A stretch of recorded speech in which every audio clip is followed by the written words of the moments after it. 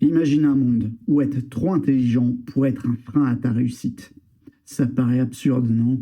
Et pourtant, Arthur Schopenhauer, l'un des plus grands philosophes allemands, avait compris un secret que peu de gens appliquent encore aujourd'hui. Parfois, il vaut mieux être plus simple que l'on est vraiment. Mais pourquoi un esprit brillant choisirait-il de dissimuler son intelligence? Et surtout, comment cette stratégie peut-elle t'aider dans ta propre vie? Dans cette vidéo, on va plonger dans la jeunesse de Schopenhauer, découvrir comment une simple lettre de sa mère a changé sa vision du monde, et pourquoi il a développé une approche radicalement différente pour naviguer dans la société. Tu vas apprendre comment éviter d'être perçu comme arrogant, influencer subtilement les autres, et même gagner en respect sans jamais forcer ton intelligence. Si tu veux comprendre comment utiliser cette tactique à ton avantage, reste bien jusqu'à la fin, parce que cette idée pourrait réellement transformer ta manière de t'imposer dans n'importe quelle situation. Et si ce genre de contenu t'intéresse, pense à t'abonner et à activer la cloche. Ici, on explore des stratégies méconnues qui donnent un vrai avantage dans la vie. Prêt à découvrir comment Schopenhauer a percé l'un des plus grands mystères de l'influence? Allez, c'est parti. Le vent souffle doucement par la fenêtre. Dans une chambre sombre, une bougie tremblote sur un vieux bureau en bois. Assis, le jeune Arthur Schopenhauer tient une lettre entre ses mains. Ses doigts serrent le papier. Son regard fixe les mots écrits par sa propre mère. Son cœur bat plus fort. « Tu veux toujours montrer que tu es plus intelligent que les autres. Mais à quoi bon, Arthur? Ça ne te rend pas meilleur, juste plus seul. » Ces mots le troublent. Il a toujours cru savoir plus, parler avec assurance, et prouver qu'il avait raison ferait de lui quelqu'un de plus respecté. Mais au lieu de cela, il récoltait des regards froids, des sourires gênés, des discussions qui s'arrêtent trop vite. Il repose la lettre, lève les yeux vers le plafond. Est-ce vrai? Schopenhauer n'a pas changé du jour au lendemain, mais cette lettre a planté une graine, une idée qui allait mûrir avec le temps. Ce n'est pas l'intelligence qui posait problème, mais la façon dont elle était perçue par les autres. Trop la montrer, elle devient une barrière. Trop la cacher, et elle s'efface dans l'ombre. Cette réflexion ne lui est pas venue seule. Au fil des années, il a observé, lu, analysé les comportements humains. Il a compris que le pouvoir ne réside pas toujours dans celui qui parle le plus fort, mais dans celui qui sait attendre, qui écoute, qui laisse les autres baisser leur garde. Un concept ancien, étudié bien avant lui par d'autres penseurs et des stratèges, dans des contextes totalement différents. Certains l'appliquaient sur le champ de bataille, d'autres dans la politique ou dans la philosophie. Mais le principe restait le même. La vraie force, ce n'est pas d'éblouir, mais c'est de savoir quand frapper.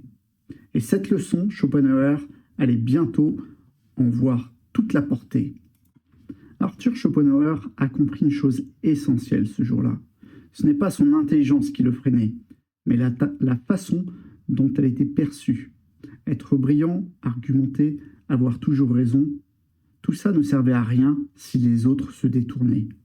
Il devait apprendre à ne plus se battre contre eux, mais à les comprendre, à leur laisser de la place, à avancer sans éveiller la méfiance. Il n'était pas le premier à remarquer cette dynamique. Depuis des siècles, des penseurs ont analysé les subtilités du pouvoir et de l'influence. Machiavel expliquait que l'apparence pouvait être plus décisive que la réalité. La Rochefoucauld notait que la modestie n'est qu'un service pour attirer les louanges qu'on ne veut pas demander ouvertement. Schopenhauer, à sa manière, observait la même chose. Dans un monde où l'orgueil suscite la jalousie, la véritable force réside parfois dans la retenue. On retrouve ce principe dans d'autres domaines. Les stratèges militaires, comme Sun Tzu, appliquaient cette logique sur le champ de bataille. affirmant que la dissimulation et l'anticipation pouvaient mener à la victoire. Mais Schopenhauer, lui, en tirait des leçons pour la vie sociale. Ce n'est pas une question de guerre, mais d'interaction humaine.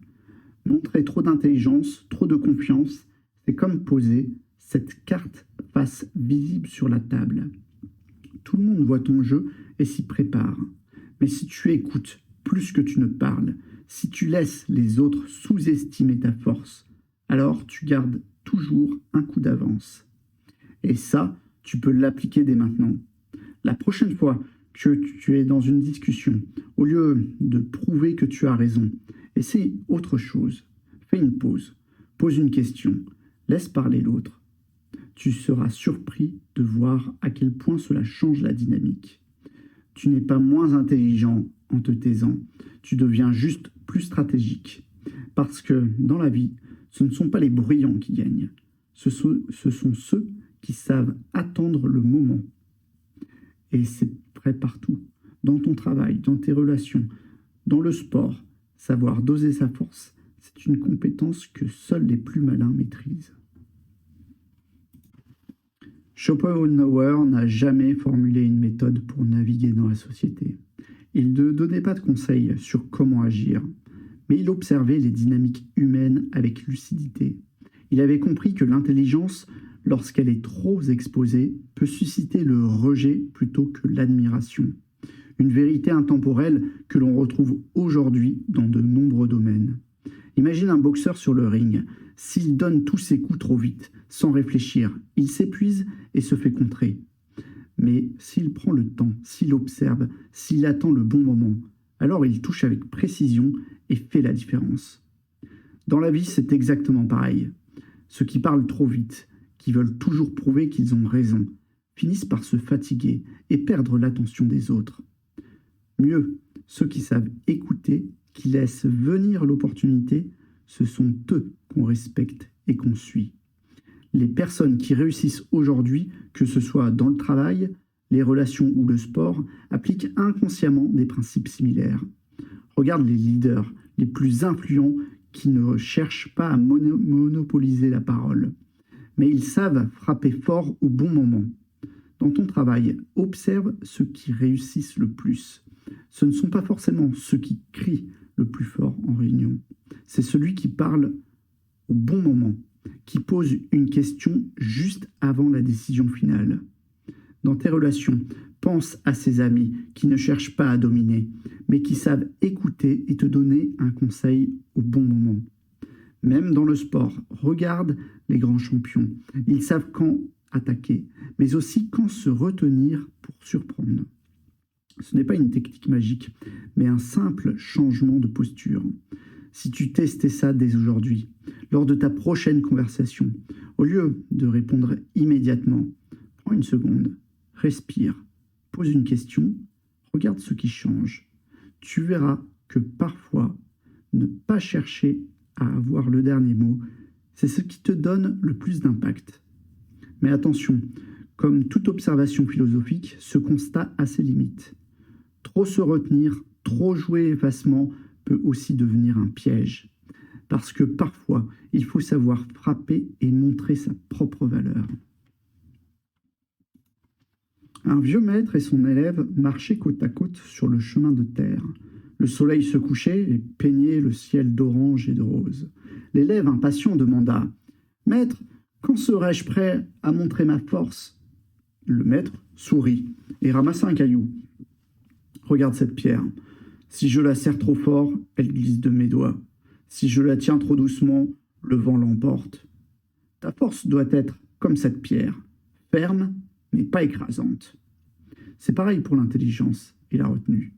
Schopenhauer ne prenait pas nécessairement la dissimulation ou l'effacement de soi. Il observait simplement que ceux qui en faisaient trop se heurtaient souvent à du rejet. Mais il savait aussi que l'extrême inverse, rester trop effacé, pouvait devenir un piège. Car si tu caches trop longtemps ta valeur, les autres finissent par penser qu'elle n'existe pas. Beaucoup ont cru que l'humilité suffisait à faire briller leur talent. Ils ont attendu en silence, pensant que leur moment viendrait. Mais parfois, il ne vient jamais. Un leader qui ne s'affirme pas quand il le faut finit par être éclipsé par quelqu'un d'autre. Écouter, observer, attendre son moment, c'est essentiel. Mais quand l'occasion se présente, il faut oser la saisir. Si tu restes toujours en retrait, si tu n'exprimes jamais ce que tu sais ou ce que tu ressens, on ne te remarquera plus.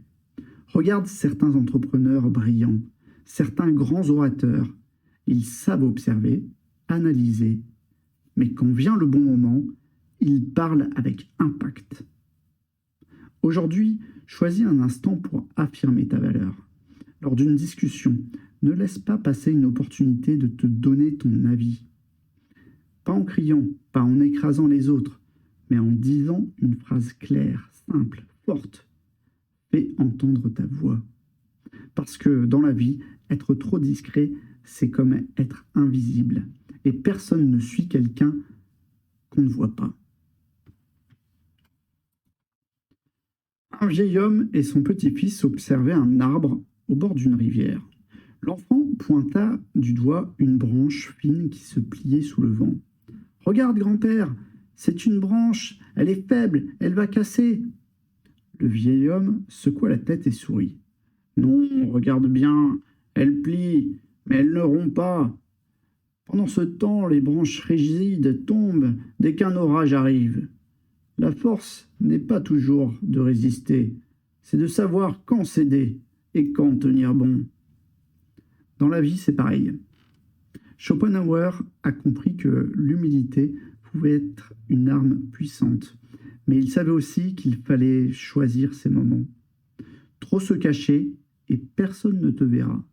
Trop vouloir s'imposer et tu finiras par attirer la jalousie et le rejet. Le vrai pouvoir, c'est d'apprendre à équilibrer.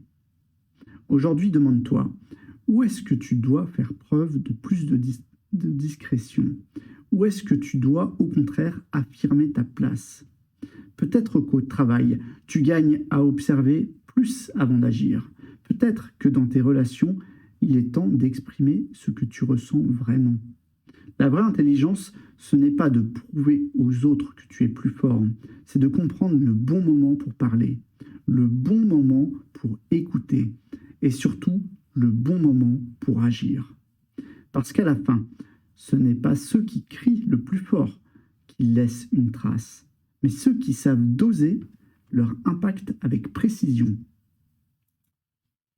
La vie est comme une partie d'échecs. Certains avancent trop vite et se font capturer. D'autres attendent trop longtemps et restent bloqués. Mais ceux qui comprennent quand avancer et quand reculer, ceux qui savent écouter avant de parler, observer avant d'agir, ce sont eux qui gagnent la partie. Ce que tu as découvert ici, ce n'est pas juste une stratégie, c'est un état d'esprit. L'humilité n'est pas une faiblesse, c'est un bouclier. L'intelligence, quand elle est bien cachée, devient une arme. L'influence, quand elle est bien dosée, devient une clé pour ouvrir les bonnes portes. Rien ne change du jour au lendemain, mais dans chaque conversation, chaque décision, c'est une opportunité d'affiner cette force. Aujourd'hui, commence petit. Essaie de parler un peu moins et d'écouter un peu plus. Observe ce que cela change. Tu seras surpris de voir comment les gens réagissent différemment quand tu leur laisses de l'espace. Dis-moi en commentaire, quelle est la situation où tu aimerais appliquer cette approche? Un débat, une négociation, une discussion entre amis? Partage ton expérience. Ton témoignage aidera d'autres personnes à avancer sur ce chemin. Et si tu veux aller plus loin, si tu veux comprendre un autre aspect essentiel de la sagesse intemporelle, eh bien écoute, regarde la vidéo qui s'affiche. Je te garantis qu'elle pourrait bien t'ouvrir les yeux sur quelque chose d'encore plus puissant. Allez, à tout de suite.